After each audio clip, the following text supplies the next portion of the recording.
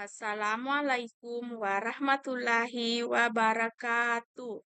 Perkenalkan, nama saya Sofia Novita, NIM 222401410.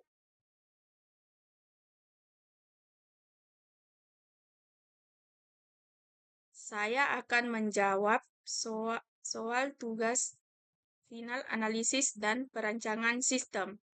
Soal yang pertama, jelaskan definisi dari flowchart.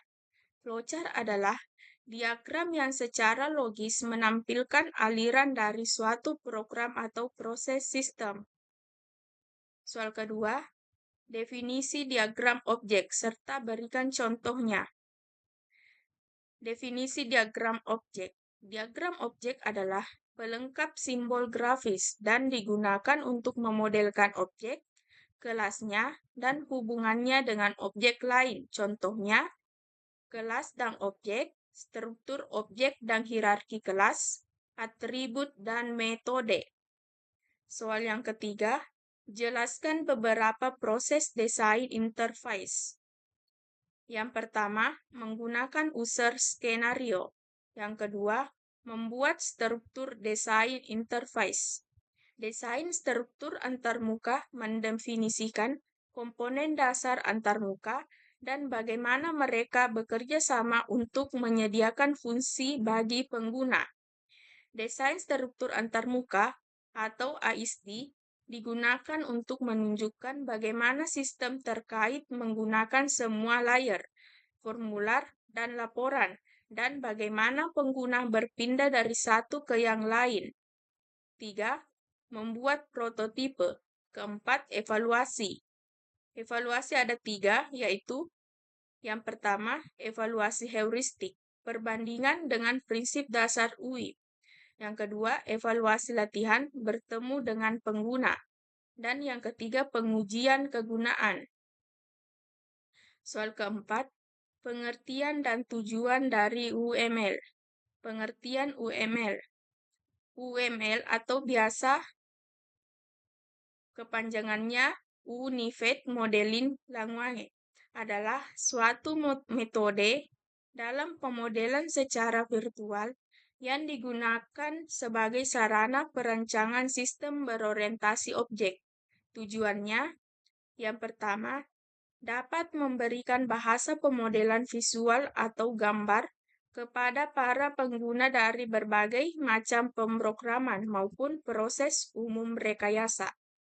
Yang kedua, menyatukan informasi-informasi terbaik yang ada dalam pemodelan. Yang ketiga, memberikan suatu gambaran model atau sebagai bahasa pemodelan visual yang eksorsif dalam pengembangan sistem. Yang keempat, tidak hanya menggambarkan model sistem software saja, namun dapat memodelkan sistem berorientasi objek. Kelima, mempermudah pengguna untuk membaca suatu sistem. 6. Berguna sebagai blueprint. Jelas ini nantinya menjelaskan informasi yang lebih detail dalam perancangan berupa coding suatu program. Soal kelima, definisi use case diagram dan berikan contohnya. Use case diagram adalah satu dari berbagai jenis diagram UML, Unified Modeling Language, yang menggambarkan hubungan interaksi antara sistem dan aktor. Contohnya, OVO dan mesin ATM. Soal ke-6, activity diagram berikan contohnya dan tampilkan gambarnya. Activity diagram dalam bahasa Indonesia, diagram aktivitas, yaitu diagram yang dapat memodelkan proses-proses yang terjadi pada sebuah sistem. Contohnya, activity diagram penjualan.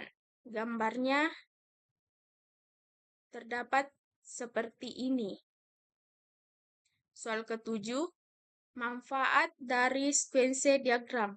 Manfaat sequence diagram adalah untuk mengetahui urutan kejadian yang dapat menghasilkan output yang diinginkan. Selain itu, manfaat dari diagram ini mirip dengan activity diagram seperti menggambarkan alur kerja dari sebuah aktivitas serta dapat menggambarkan aliran data dengan lebih detail, termasuk data atau perilaku yang diterima atau dikirimkan. Sekian dari saya. Assalamualaikum warahmatullahi wabarakatuh.